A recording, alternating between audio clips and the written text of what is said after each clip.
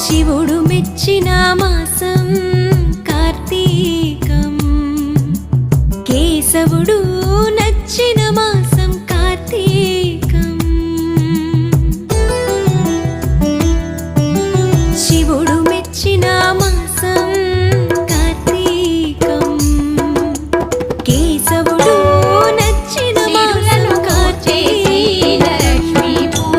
హరిహర ఏకోన్ముఖ మాసం కార్తీకం, ప్రకృతి పరవశించిన మాసం కార్తీకం.